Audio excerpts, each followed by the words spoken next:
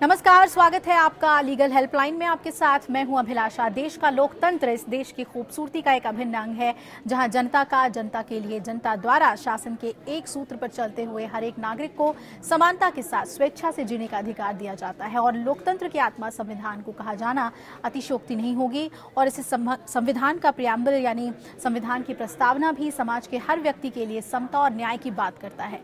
कानून हर समस्या के सही प्रारूप में समाधान के लिए मौजूद है, लेकिन सही जानकारी न होने या कानूनी पेचीदगियों के चलते एक हिस्सा सही समय पर न्याय हासिल कर पाने में असमर्थ महसूस करता है। और इसी अंतर को खत्म करने के लिए इंडिया लीगल रिसर्च फाउंडेशन के इनिशिएटिव लीगल हेल्पलाइन में हम यहाँ मौजूद हैं, आपकी हर कानूनी समस्या में आपकी सहायता के लिए। तो आइए आज हम जिस मसले पर चर्चा करने जा रहे हैं उसके बारे में आपको बता दें। वैसे तो महिलाओं के खिलाफ होने वाले जितने भी अपराध हैं उसमें कड़े कानून बने हुए हैं, लेकिन कई बार इन कानून का गलत इस्तेमाल भी होता है और झूठे मामले दर्ज होते हैं पुरुषों के खिलाफ। और ऐसे में अगर महिला शोषण से पीड़ित जो पुरुष हैं उनके पास क्या कोई कानूनी अधिकार है, किस तरह से वो अपने आप को किसी गलत केस से निकाल सकते हैं, इस पर हम चर्चा करेंगे। क्योंकि कई बार ऐसा देखा गया है कि गलत केस दर्ज किया जाता है, गलत आरोप तय किए जाते हैं पुरुषों के ऊपर और कड़े कानून के तहत उन्हें फंसाया जाता है। और इस पर चर्चा के लिए हमारे साथ संजीव मनन हैं, एडवोकेट दिल्ली हाई कोर्ट के। बहुत बहुत स्वागत है संजीव मनन जी आपका इस पूरे इशू को जो हमने उठाया है। कई बार हमारे साथ ऐसे व्यूअर्स भी जुड़ते हैं जो बताते हैं कि उनके ऊपर झूठा मुकदमा हुआ है। अगर कानूनी अधिकार की हम बात करते हैं तो कहीं से कोई रिलीफ या रेमेडी है इस तरह के मामलों में जहां झूठे तौर पर आरोप तय होते हैं पुरुषों पर? ऐसे है, आईपीसी में और सीआरपीसी में ऐसा कोई प्रोविजन नहीं है कि डायरेक्ट आप कोर्ट में फाइल कर सकते हो, ऐसा कोई प्रोविजन नहीं है। सिर्फ आप स्त्रियों के पास उनके लिए बहुत सारे कानून हैं उनके लिए, पर पुरुष के लिए इंडियन कानून में कोई भी ऐसा धारा नहीं है जो उसकी रक्षा कर सके। अगर आप लोगों के पास ऐसे मामले आते हैं तो किस तरह से आप डील करते हैं, जहां पुरुष बताते हैं कि वो इस मामले में पूरी तरह से इनोसेंट है, उनकी कोई गलती नहीं है, महिलाओं के खिलाफ होने वाले चाहे घरेलू मामले भी क्यों ना हो, कैसे आप उसे डील करते हैं?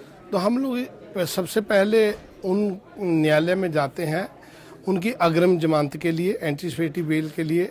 तो तथ्य सारे हम लोग कोर्ट में जज साहब के सामने रखते हैं, तो बताते हैं कि ये ऐसे ऐसे झूठा केस है और मुझे मैं इन्वेस्टिगेशन करने के लिए भी तैयार हूँ और मुझे जेल भेजने की कोई ज़रूरत नहीं है, तो मुझे बाहर ही आप जमानत दी जाए और मैं इन्वेस्टिगेशन पूरी कोऑपरेट करूँगा। तो वो इन्वेस्टिगेशन ज्वाइन करते हैं। फिर उसके बाद इन्वेस्टिगेशन, पुलिस की इन्वेस्टिगेशन के बाद कोर्ट में केस आता है जी। कोर्ट में फिर संज्ञान लेके उसमें एविडेंस होती है, एविडेंस होने के बाद उसमें जजमेंट आती है जी।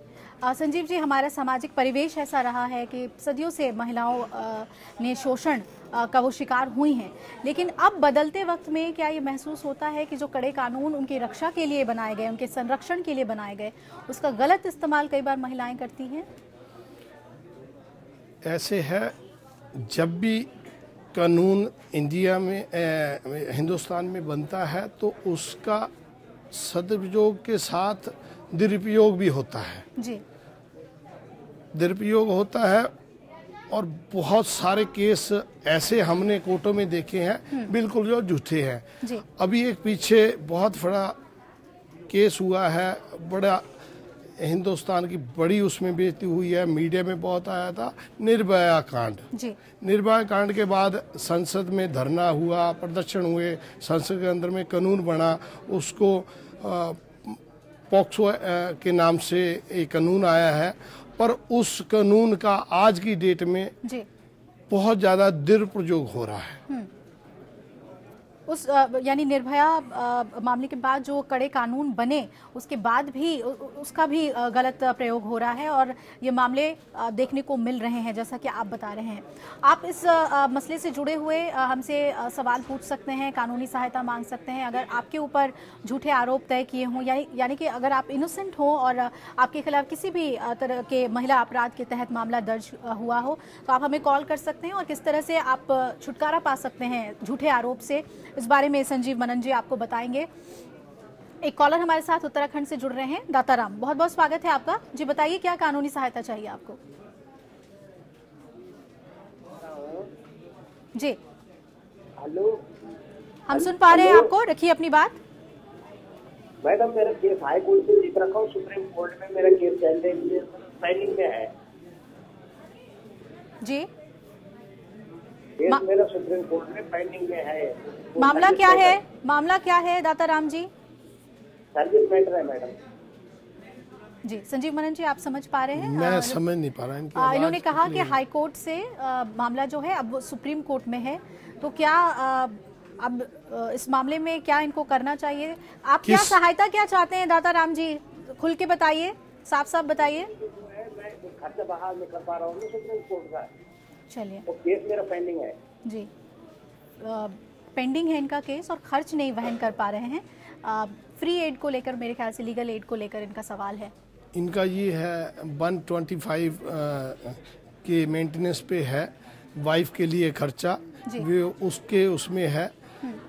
जो हिंदू महिला विवाहिता महिला है उसका सेपरेशन होने के बाद उसका राइट है कि वो अपने हस्बैंड से खर्चा ले सकती है कानून के द्वारा। तो उन्होंने वही डाला हुआ है, वो उसके बारे में ये चर्चा कर रहे हैं। अभी उसका फैसला पेंडिंग है तो उसके बारे में मैं उसमें बिल्कुल बीच में दखलंदाजी नहीं कर सकता। ज़्यादा जानकारी अगर हमारे पास हो तो हम आपको इस पर मदद कर सकते हैं। आप हमारी ILRF टीम के पास अपने कागजात भेज सकते हैं दाताराम जी, और आपको प्रॉपर गाइडेंस मिलेगी इस मामले में हमारे ज़रिए।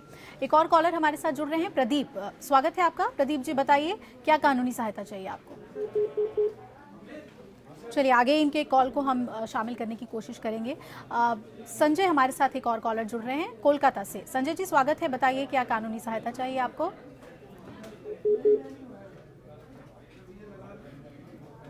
तो लगातार आज हम लीगल हेल्पलाइन में बात कर रहे हैं। जो पुरुष कई बार गलत आरोपों के शिकार हो जाते हैं और गंभीर मामलों में उनके ऊपर आरोप तय होते हैं, तो क्या कानूनी उपचार उनके लिए मौजूद है? संजीव जी, अगर हम उस तरह के मामले लें जिसमें छेड़खानी या फिर रेप, ऐसे मामले आते हैं, गंभीर मामले आते हैं, वहाँ पर किस तरह का एड या सहायता, फौरन सहायता कोई भी पुरुष ले सकता है अगर वो निर्दोष हो तो? ऐसे है, अगर केस पुलिस के पास जब जाता है, कंप्लेंट जाती है, तो पुलिस को भी इतना पता होता कि ये झूठी कंप्लेंट है या सच्ची कंप्लेंट है। कई बार तो आदमी की किस्मत अच्छी होती है, बहुत सारे पुलिस वाले बहुत अच्छे हैं, तो वो बैठ के वो कह देते हैं कि ये केस झूठा है, आपके खिलाफ नहीं बनता। पर ज़्यादातर जब से निर्भया हुआ उसके बाद तो ऑनरेबल सुप्रीम कोर्ट की गाइडलाइन है कि कोई भी मुकदमा आए आपने उसकी FIR करनी है। कोर्ट देखेगी सच्चा है या झूठा है, एविडेंस के बाद कोर्ट देखेगी। आप नहीं इसमें देखेंगे कि ये झूठा है या सच्चा है जी। यानी कि अदालत के सामने केस को देखते हुए, उसके मेरिट को देखते हुए चीज़ें साफ हो जाती हैं। यानी कि बहुत घबराने की ज़रूरत भी नहीं है। अगर गलत मामले में पुरुष फंसते हैं तो हाथ पैर कई बार फूल जाते हैं लोगों के कि मामला उनके खिलाफ दर्ज हो गया है, लेकिन हमारी प्रोसीडिंग्स ऐसी है, लीगल प्रोसीडिंग्स की, अगर आप सही हैं तो बाइज्जत बाहर आ सकते हैं इससे। लेकिन कहीं ना कहीं इसका प्रभाव बहुत ज़्यादा पड़ता होगा किसी भी पुरुष के ऊपर अगर छेड़खानी या बलात्कार ऐसे झूठे आरोप तय होते हैं। तो क्या कॉम्पनसेशन पलट के पुरुष भी मांग सकते हैं महिलाओं से? और इस पर काफ़ी कानूनी चर्चा भी हो रही है। कंपलसेशन का प्रोविजन है, पर वो है अगर आप कानून के द्वारा FIR की हुई को चार्जशीट हो जाए, चार्जशीट के बाद आप आरोप मुक्त हो जाए। इस पर मैं आगे भी आपसे चर्चा करूंगी। कॉलर हमारे साथ जुड़ गए हैं, दुर्गेश है हमारे साथ आगरा से। स्वागत है दुर्गेश जी, बताइए क्या कानूनी सहायता चाहिए आपको?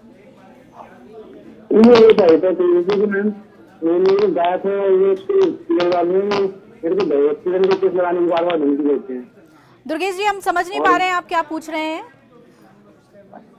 और मेरे जो ससुराल वाले हैं जी, वो मेरे से बार बार का केस लगाने की धमकी देते हैं और कोशिश करती है और बार बार में जो बात है नाइटी गाने की पूछ करती है।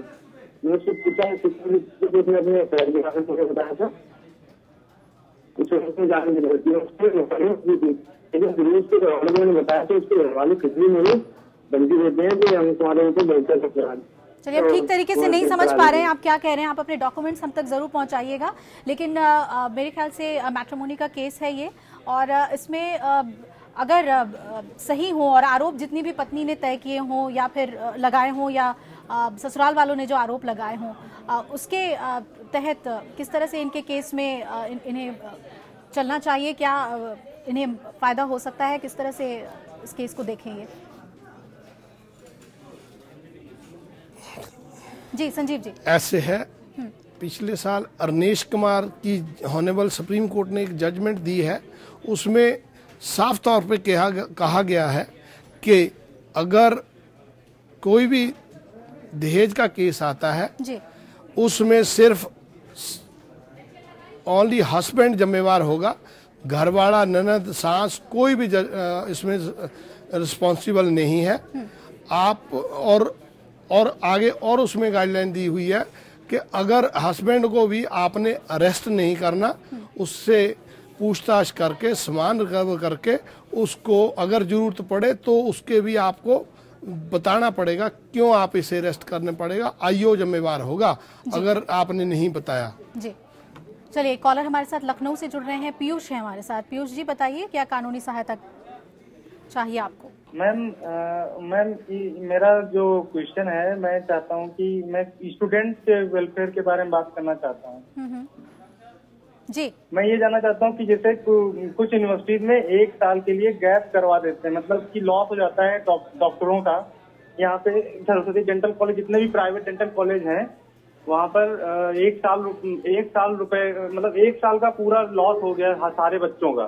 तो क्या उनके लिए कोई कंपनसेशन या कोई केस किया जा सकता है यूनिवर्सिटी के ऊपर, क्या कुछ? जी, यानी कि साल बर्बाद हो अगर किसी भी स्टूडेंट का, तो क्या वो कॉम्पनसेशन मांग सकते हैं संजीव जी? आप इसमें यूनिवर्सिटी ग्रांट कमीशन को, यूजीसी को रिटर्न में कंप्लेंट दे सकते हैं लिख के, और उसके बाद आप कंपनसेशन भी मांग सकते हैं।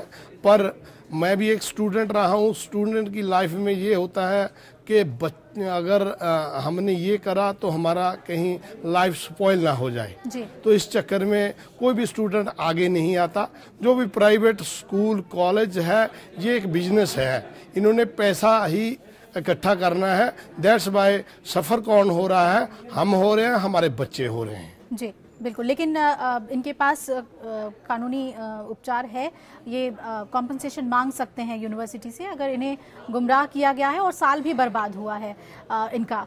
जैसा कि आप हमें बता रहे थे कॉम्पनसेशन को लेकर ही कि इन मामलों में अगर झूठे आरोप लगे हों किसी भी पुरुष के ऊपर और ये साबित भी हो जाता है कोर्ट में कि महिला ने गलत आरोप लगाए हैं, तो क्या कॉम्पनसेशन की मांग वो कर सकते हैं? कंपनसेशन की बिल्कुल कर सकता है अगर वो आरोप मुक्त हो जाता है। जज अपनी जजमेंट में ये कहते हैं कि ये केस झूठा है और ये बिल्कुल वो साबित कर देता है, पर उसमें कानूनी प्रक्रिया लंबी है। उसके बाद फिर वो कंपनसेशन अपना ले सकता है। इसमें आईपीसी में धारा है और कंपनसेशन भी ले सकता है और उसके अगेंस्ट में केस भी कर सकता है। जी चलिए, एक और कॉलर हमारे साथ अजय जुड़ रहे हैं मध्य प्रदेश से। अजय जी पूछिए, क्या कानूनी सहायता चाहिए आपको? हेलो जी पूछिए अपना सवाल। हाँ सर, ऐसा है कोई मुकदमा कोर्ट में जाता है धोखाधड़ी का मामला, उसका कितने दिन में जाना चाहिए सर, मैं जानना चाहता हूँ। एक बार फिर अपना सवाल दोहराइए। हमारा सवाल है कोई मुकदमा कोर्ट के अंदर जाता हूँ, कितने दिन उसका न्याय मिलना चाहिए, मैं जानना चाहता हूँ। कितने दिनों में निर्णय मिल जाना चाहिए अगर धोखाधड़ी का मामला है तो? क्या कोई समय सीमा तय की गई है संजीव जी? ऐसी कोई भी सीमा तय नहीं है हमारे कानून में कोई वो नहीं है। और दूसरा, और मुकदमों की इतनी भरमार हो गई है, हर एक थर्ड पर्सन के पास यही है कि वो इतना टेम्परामेंट लूज करके पुलिस में और कोर्ट में हर एक बंदा इधर भाग रहा है कि मुझे कोर्ट में जाना है, मैं ये कर दूंगा। और 2-4 साल बाद उनके बाद फिर अपने आप उन्हें कहते कि जी हमें तो ये आपस में बैठ के समझौता कर लेना चाहिए जी। कि हम यानी कि मीडिएशन के जरिए मामले को सुलझा लेना सबसे अच्छा तरीका है, ना कि लिटिगेशन में लगातार उसे आगे बढ़ाने का, क्योंकि कोई सीमा नहीं है कि आप कब तक केस लड़ सकते हैं, चाहे किसी भी तरह का मुकदमा क्यों ना हो। और हम लोग भी ज़्यादातर यही कोर्ट में यही कहते हैं कि जी इस मैटर में मीडिएशन में भेज दे, मीडिएशन में ये सेटल हो जाएगा। मियाँ बीबी का झगड़ा है या किसी भी तरह का झगड़ा है, मीडिएशन में भेज दे। मीडिएशन बहुत अच्छा काम कर रहा है ऑल ओवर हिंदुस्तान में। और आप वहाँ बैठ के दोनों पार्टियों को वहाँ बैठा के समझा के वहाँ मीडिएशन में हो जाता है फैसला जी। चलिए, एक कॉलर हमारे साथ और जुड़ रहे हैं, उनका कॉल ले लेते हैं।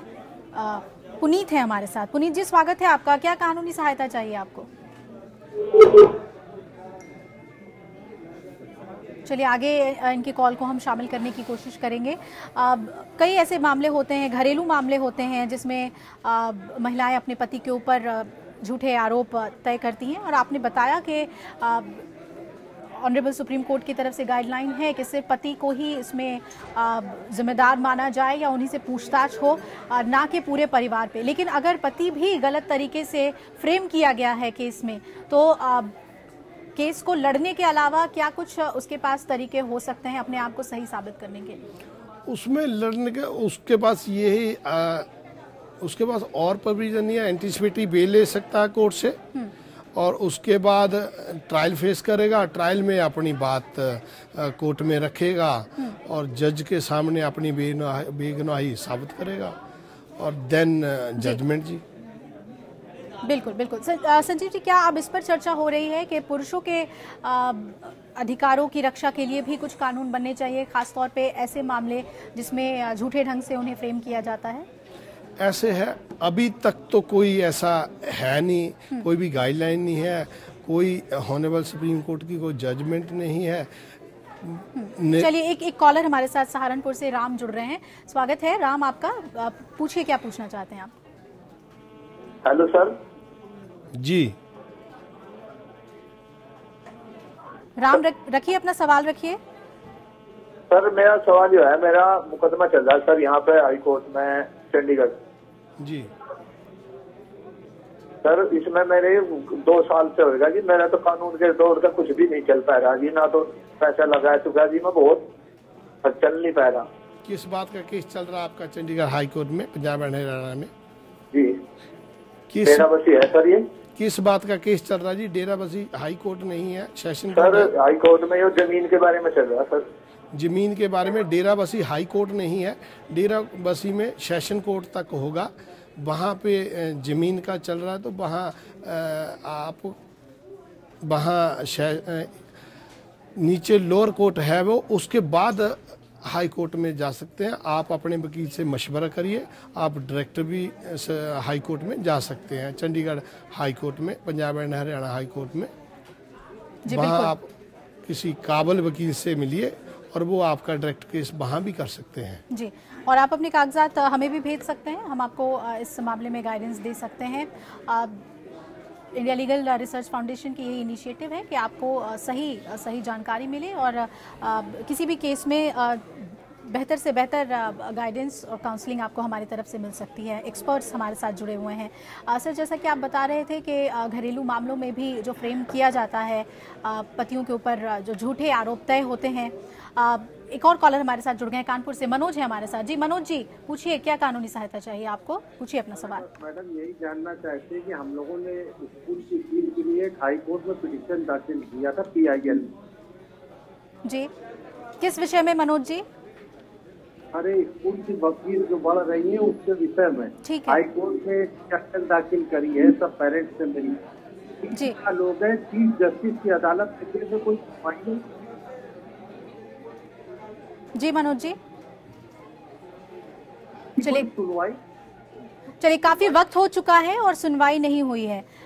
फीस बढ़ोतरी को लेकर इन्होंने PIL दाखिल किया है और अभी तक सुनवाई नहीं हुई है मामले में। मैं इनका सवाल अगर दोहरा दें जी, तो इन्होंने कहा कि स्कूल की जो फीस बढ़ोतरी होती है उसे लेकर सभी गार्जियन के साथ मिलकर एक PIL इन्होंने दाखिल किया है। काफ़ी वक्त बीत चुका है लेकिन सुनवाई नहीं हुई है। मेरे ख्याल से लिस्टिंग नहीं हुई होगी इनके। ऐसे है, लिस्टिंग हो गई है क्या? आपके केस की एडमिशन हो चुका है? हेलो, आप सुन सकते हैं मुझे? आपके केस का एडमिशन हो चुका है? चलिए, हमारे साथ बने हुए नहीं हैं। अभय, एक और कॉलर हमारे साथ जुड़ रहे हैं। अभय जी, पूछिए अपना सवाल।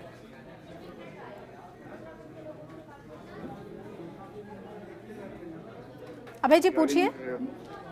जी, मेरी वाइफ ने केस किया था जी। एक उसको मारा था पड़ोसी ने और उसको रजिस्ट्रेशन किया था जी। हेलो, तो उस पुलिस ने गुवाहाटी कोर्ट में उसका चार्जशीट सबमिट कर दिया है और उस बंदे ने एक फर्जी FIR कराया था जो मेरी वाइफ के अगेंस्ट में। उसको पुलिस ने ये से दिया कि ये जो केस है ये मतलब और पिछले केस में फर्जी केस किया। पुलिस ने अपने रिपोर्ट में ये दे दिया। ठीक है जी। सवाल क्या है आपका अभय जी, जानना क्या चाहते हैं? चार्जशीट फाइल हुई है जिसमें आपके फेवर में है पुलिस की इन्वेस्टिगेशन।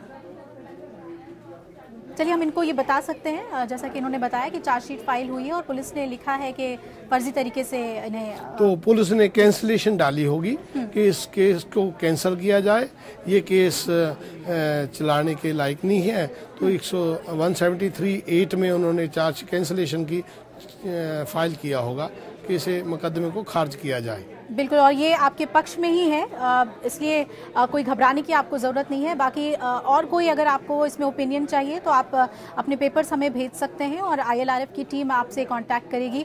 जितने भी अहम मसले हैं हम लगातार अपने शो में डिस्कस करते हैं और आपको मौका देते हैं अपने केस को डिस्कस करने के लिए हमारे एक्सपर्ट्स के साथ।